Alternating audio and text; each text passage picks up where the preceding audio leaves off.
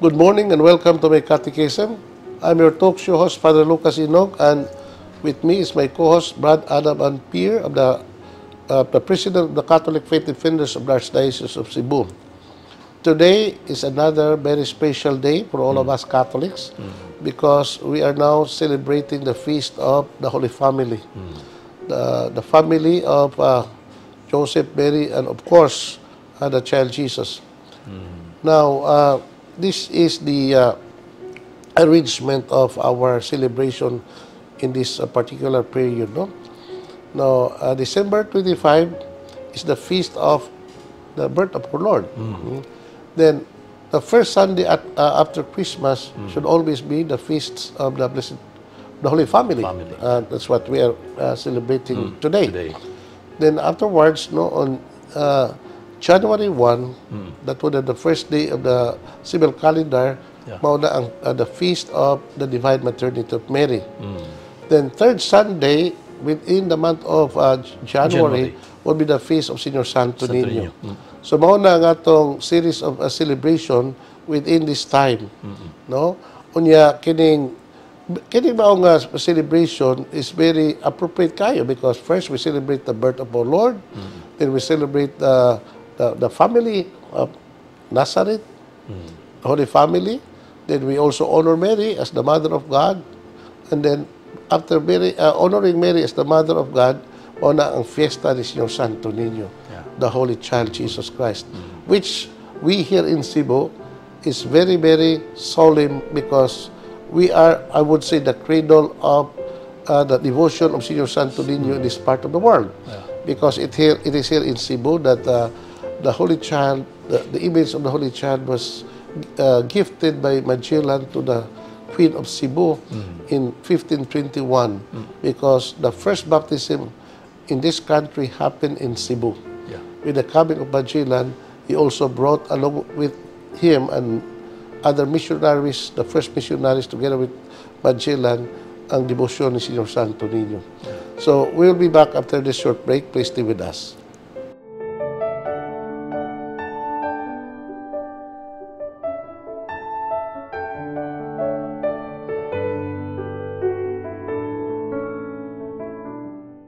Thank you for staying with us, Brother Adam. Akong greet ato mga tao. Good morning and Happy New Year. Kay ugma na ang New Year, New no? Year pa din. So karong maabot nga tungang gabi, karong gabi una. So mao na ang bag-ong tuig. So ato na pong balik dawato na bag-ong tuig. Let us thank the Lord.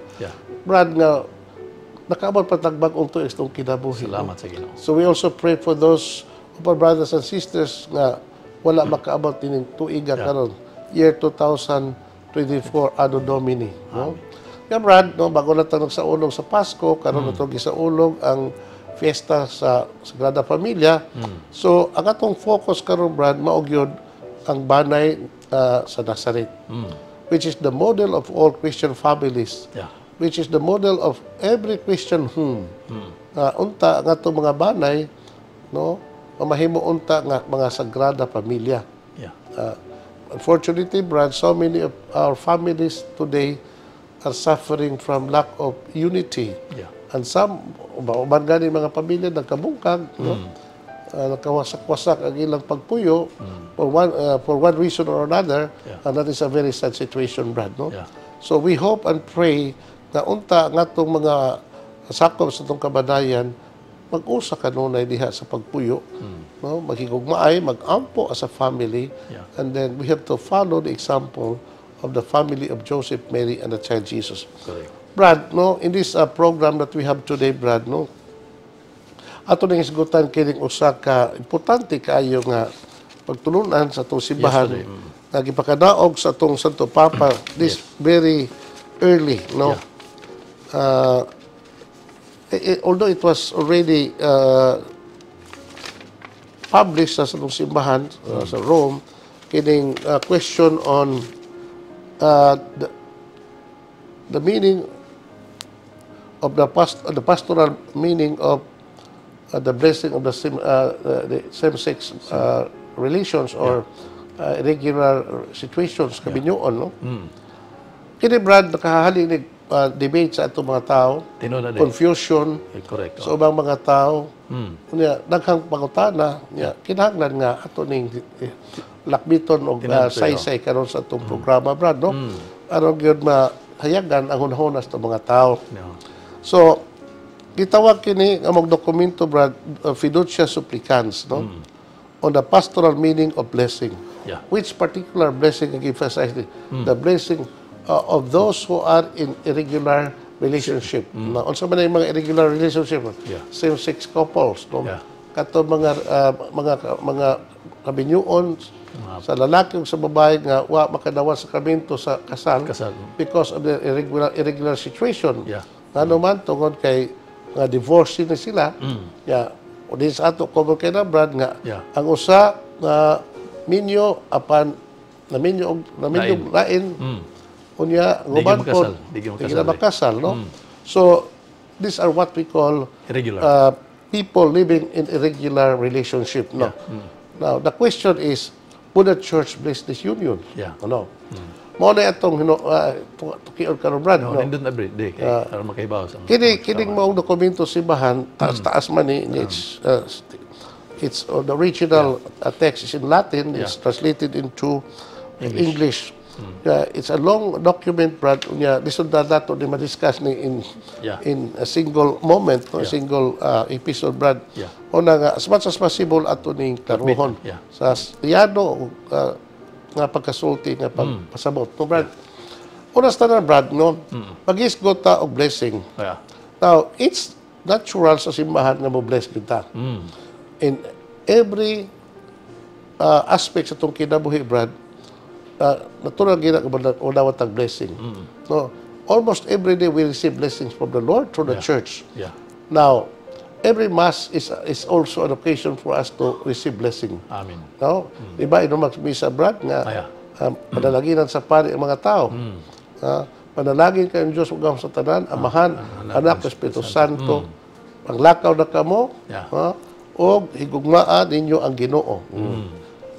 Mao na sa Brad ang mga final blessing, no? Yeah, Brad, according to the rubrics atong simbahan, Brad, no? Nga doon ay mga blessings sa tanang mga objects. Primarily, people makadawat og blessing panalangin. Unya, Brad, doon na po yung mga blessing para sa mga object like the sacramentals. Na po yung blessings sa mga lugar like houses, like cemeteries, like the mga lugar nga pagtukuran ng usak edifisyo na the blessing of the site of the new building. There's another blessing. Even almost every day, Brad, we bless cars. Sabi na, mga kuan, mga bagong pinalit na sakyanan, the first act sa owner is to have their car, new car blessed. No? Kunya, blessing of objects, no? Ato mga sinina, especially kato mga sacred clothing sa mga nato, no? Mga collide sa mga pari, etc.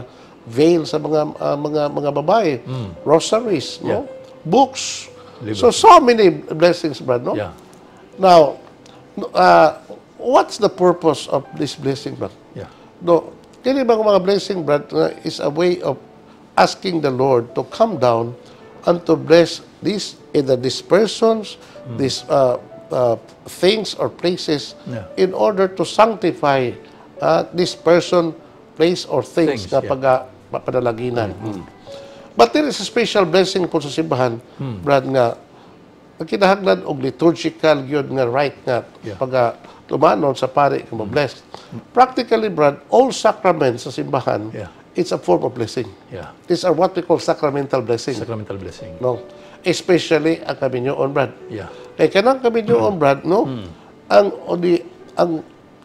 The minister of the sacrament of marriage is not the priest.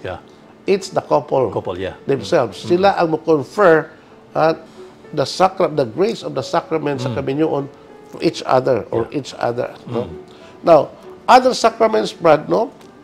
Like baptism, confirmation, Eucharist, no?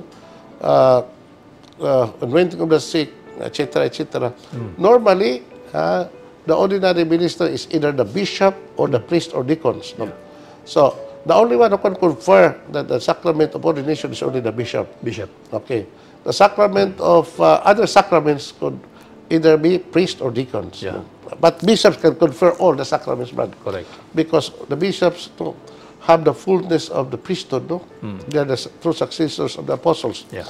Nakaroon, brad, focus tas kami nyo on, brad. Ang kami nyo on, brad, usa ka na ka sakramento. Sakramento. So ito pa, when a priest, kung ang pari, maoy mo administer, Yeah. or when mo preside the rite of marriage, ang iyang role, dili, usa ka minister of the sacrament of marriage or matrimony. Only The witness. role of the priest is to act as A witness. a witness on the part of the church and of the Christian community. Correct. So, pero not just he would act as a principal witness, no, Yeah. but he would also act as a minister to bless Yeah. Correct. the union which was conferred or which is being conferred by the couples themselves. Correct. So, ang role sa pari, pagpadalangin sa maong kabinyoon o paghatag o the primary witness and the minister of the church, no, aron nga siya mo i-witness sa gihimo nga sakramentos kabinyoon which both couples mo ay nag-administer. Amen. So, that is what we call sacramental wedding or sacramental marriage or sacramental union, or that is also what we call sacramental blessing sa kabinyoon. So, yeah.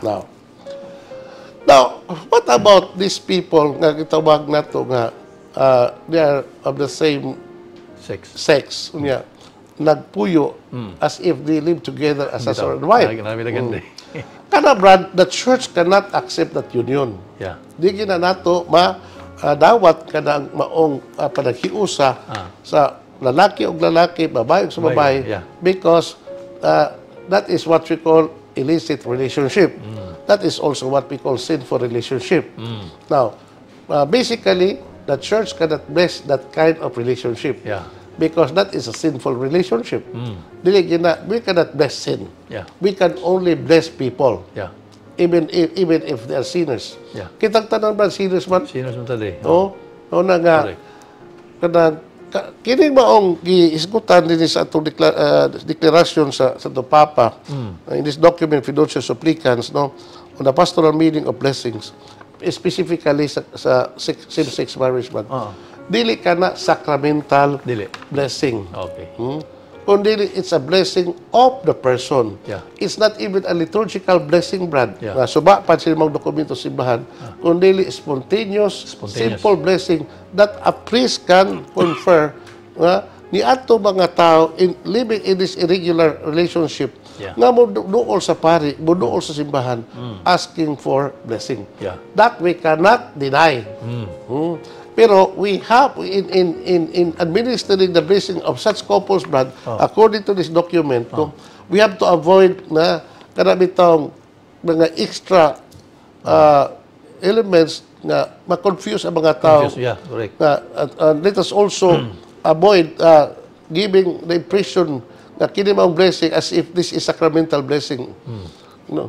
So we have to be careful about that, especially for priests na conferred among blessing. Correct. No, avoid scandal, all the traces and elements that would render this particular blessing as sacramental blessing of marriage. Mao ginay atong waakan ng likayan. No, if a priest would bless these couples, tawag na itong so-called couples in a regular relationship, iyang padalaginan ang tagsa-tagsa kanila isip blessing of the person. Okay, we can bless every person, no matter how sinful he or she is, no? Because already they live in a sinful relationship, in a sinful situation, but God, no, would always welcome anyone, anybody, and He would always bless us, basta lang mga siya sa mga panalangin. Correct. So, this is not a liturgical blessing, this is not a sacramental blessing, but this is just a simple blessing which ordinary priest can give to anybody nga muduol kaniya. Kanitawag spontaneous pa rin. Spontaneous blessing. Okay. No, there is no specific liturgical rite Yeah. na gamiton diha sa pagpanalangin ni Correct. maong mga tao. Yeah. Kundi ordinary bless. Pwede ka na ko, Brad. Yeah. Bless my father, no? Panalangin tataka sa person. Yeah. Ingon, makapanalangin na ka sa usa ka tawo na kahimtang sa sala. Oh. Kana di magpupisal ka, Brad. Ingon makaga, bless me, Father, for I have sinned. Oh. Yan ka mga tao diha musiba. We are all sinners. Yeah. And yet, we have to confer blessing of these people. Correct. So, ang atong i-emphasize niya ba nga, kanang, kini maong panalangin nga ihatag sa pari, nini mga tao living in irregular relationship or in irregular situation. Yeah. Osbunato, na dili ni sacramental blessing, dili liturgical blessing, Yeah. dili na matrimonial blessing, but just a simple blessing. Simple blessing. Na ikahatag sa usa ka pari, sa usa ka tawo nga mangayo nini. So, klaro gina de. Mao gina. Okay, Brad. So, mao na gina ito ikasulti di ha? Yeah. So, nothing more, nothing less. Yeah. Okay. Karon, Brad, ano itong Ebanghelyo karon? Ang ato Ebanghelyo, kinuto sa Ebanghelyo San Lucas, Kapitulo 2, versikulo 22, ngatos 40. Yeah. The Lord be with you. And with your spirit. A reading from the Holy Gospel according to Luke. Glory to you, O Lord. When the day came for the purification according to the law of Moses, they brought the baby Jesus up to Jerusalem to present him to the Lord, as it is written in the law of the Lord. Every firstborn male shall be consecrated to God.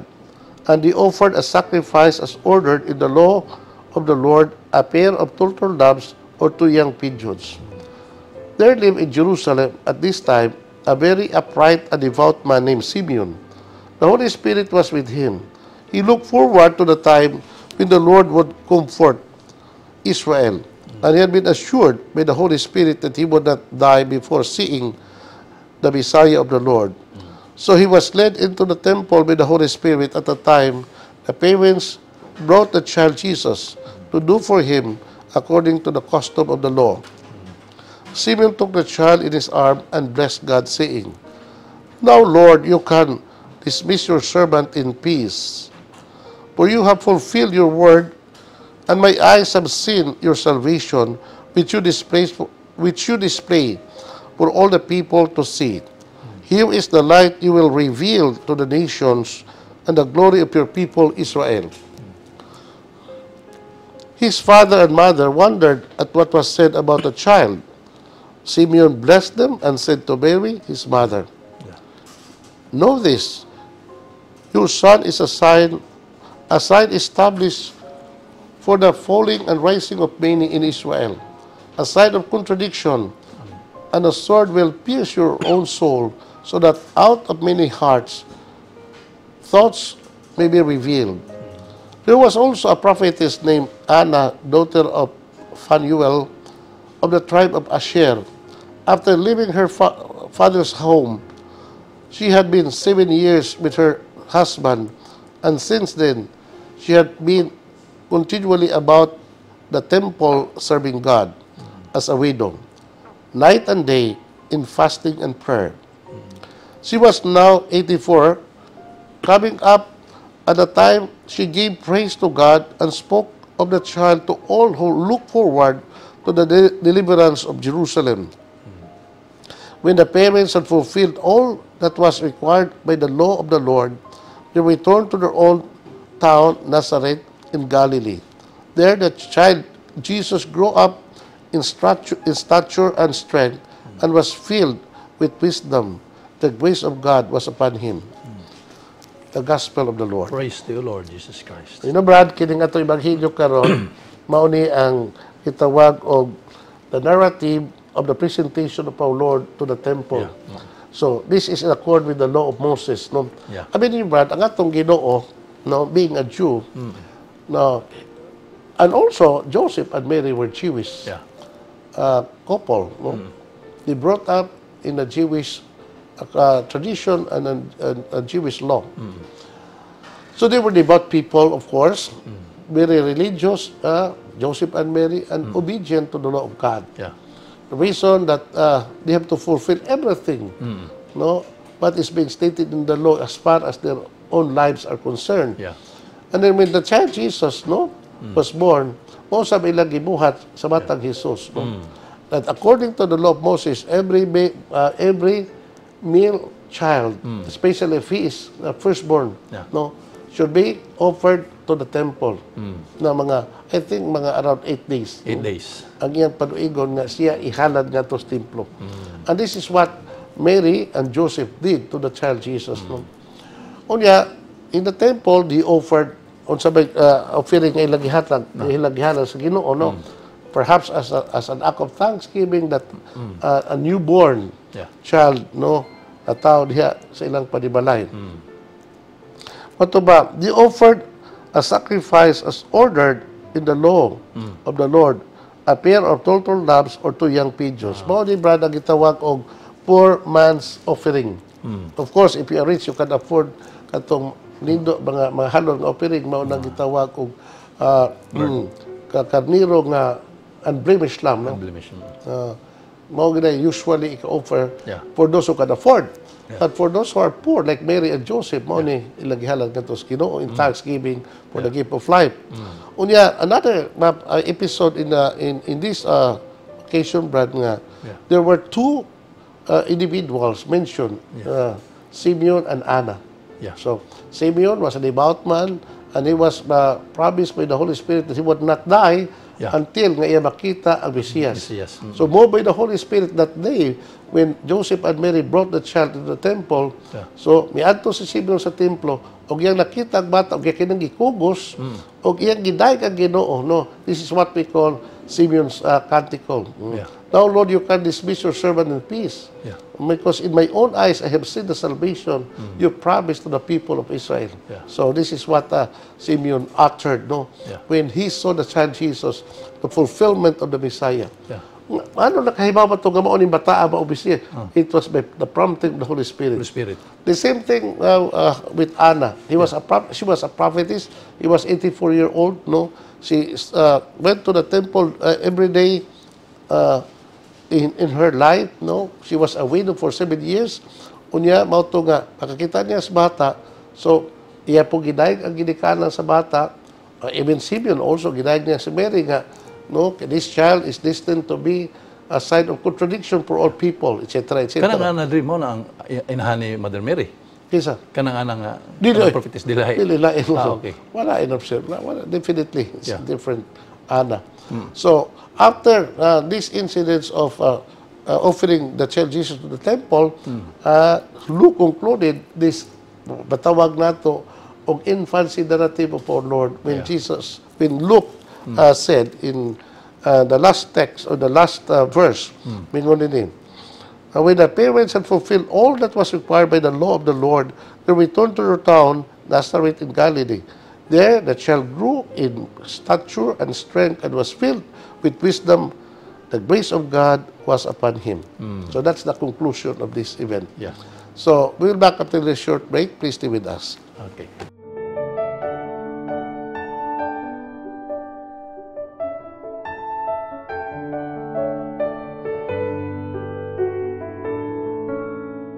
Thank you for staying with us, Brad Adam. Ato na padayon na itong reflection. First on the gospel reading. Umanamata sa pagpadayag nato sa maong deklarasyon simbahan about this issue on same-sex union or irregular situations or irregular relationships. No? Now, focus na si Evangelio, Brad. So, before I make my own reflection, what can you say about this event? Ang nalang ko before sa before ko kay importante lang ini kayo na pangutana magod sa mga katawhan nga og mabless na ang pari sa katong gingon nimo nga irregular, pwede daw ako makakuan sila makadawat og communion. Dili hapon. Dili pwede. Dili pwede. Okay, mas mayan mo klaro pa dili kay narabay gingon nga katong blessing na pwede na. Dili oy. Okay, mas mayan nga imong iklaro dili na tinuod, no. Okay, sige. Because they remain in a irregular situation. They remain living in sin. Correct. So what they are actually asking is for the grace of God, no, for conversion. For the grace of God that they would be strengthened in their lives, in their search for maturity in faith, according to the text of the document. That the grace of God would move them to realization of what should be the right path that they should follow, no, in their journey sa ilang kinabuhi. Yeah. No, mao na. Certainly.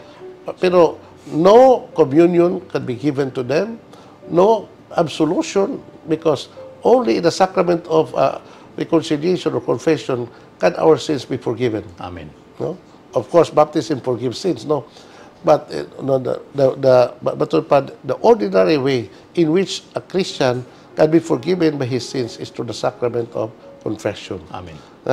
Kaya blessing cannot give, Yeah. cannot confer Yeah. what we call absolution. Yeah. Okay. So nga, okay. nga ko dre kanang ato ang kanang sa blessing, at least kalaro gyud diha sa labi na sa pamilya pa dre, no. Nga diha sa pamilya karon mao man ang Sagrada Familia.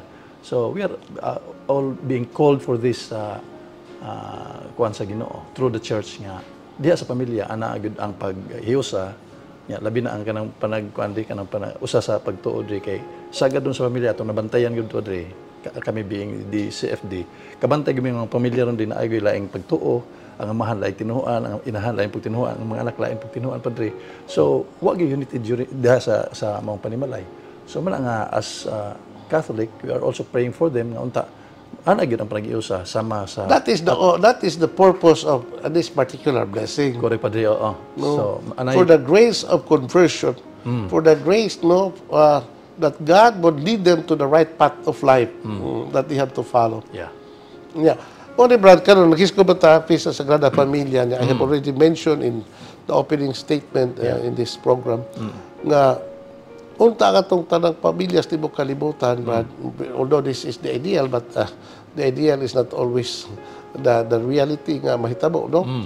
Nga ma-renew unta ka tong pamilya, ma-sanctify unta tong pamilya. Yeah. No, nga mahimo untang sagrada po itong pamilya. You know, Brad, no, I was during Christmas time, Christmas Day, especially in the middle of the celebration, the midnight. When I saw the Belen, no, my reflection is the centrality of the child Jesus in that particular scene dito sa grotto. There was what you call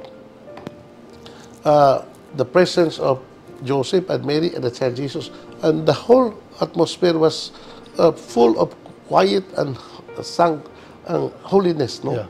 In that event when Jesus was born. Na unya sa balay dito sa Nazareth, Brad, mao po na ilang gipuy-an. Yeah. No? Why are they called Holy Family? Because all members of the family were holy. Yeah. No? Joseph was a holy man. Mary, of course, is a holy woman. Of course, Jesus, being the Son of God, is all holy, the source of all holiness. Punta nga, ang ako emphasize ni Brad nga, the ultimate goal of Christian family, the ultimate goal of Christian marriage is sanctification of life. No?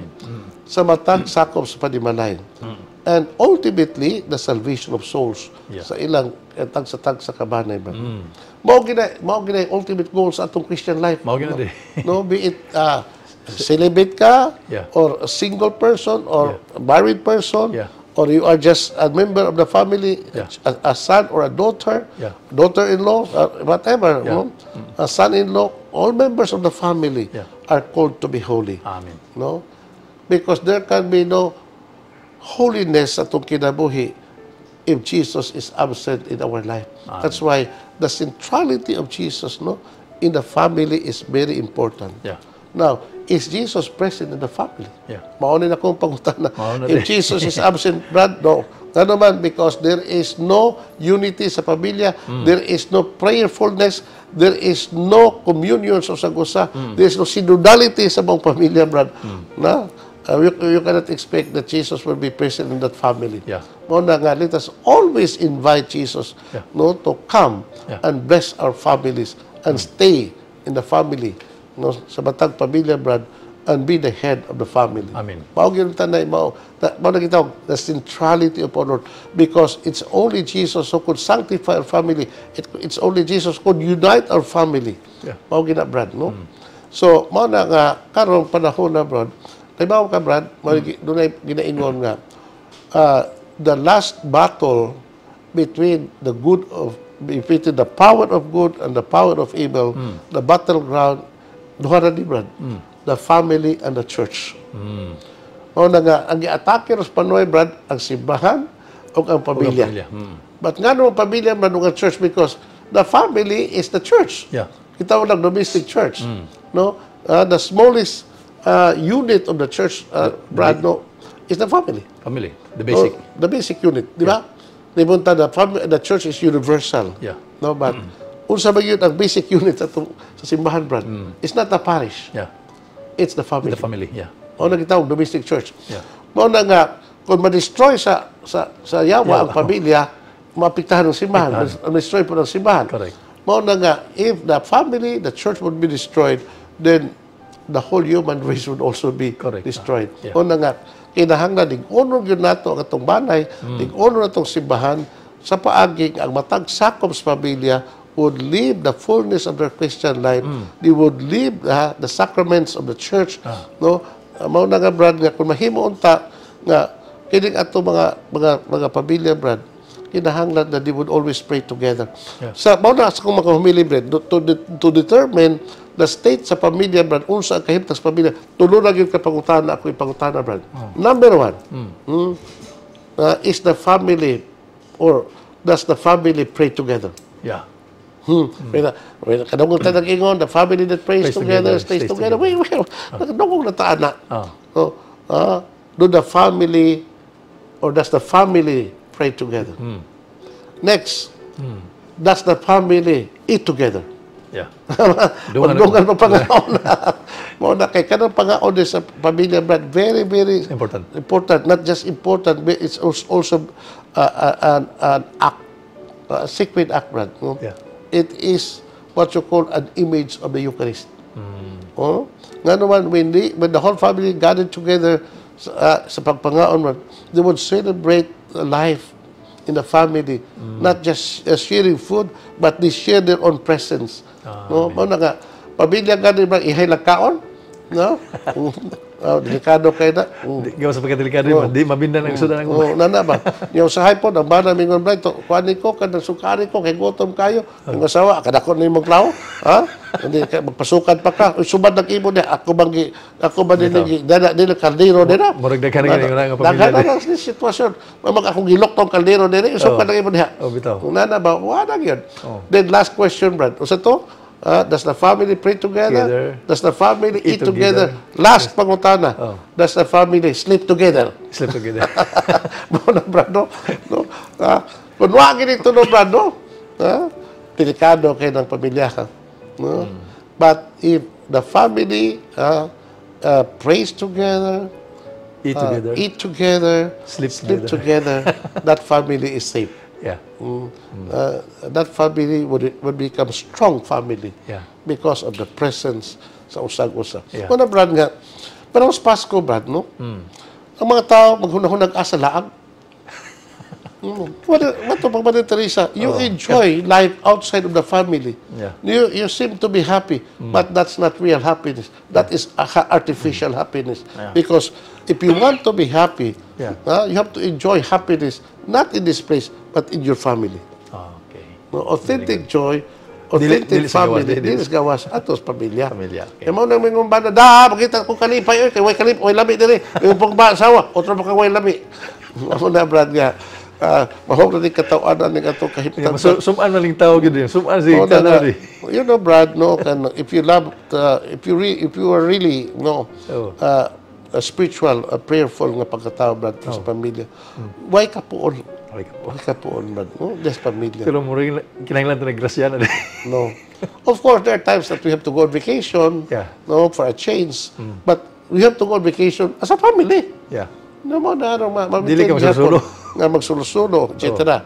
Mo na nga, I hope that in this occasion, we are now celebrating these feasts of the Holy Family. We hope and pray that all our families, the families of the world, our own families, Brad, no, would be united always. And for that, we have to go back to the very basic in order to strengthen our family, and that is prayer, no, togetherness, and love. Amen. No, If we have those elements I have mentioned, Brad, Yeah. then that family matawag nato ta usa ka sagrada, usa ka balaang banay. Yeah. The Lord be with you. And with your spirit. May Almighty God bless you, the Father, the Son, the Holy Spirit. Thank you and good day. Praise the Lord.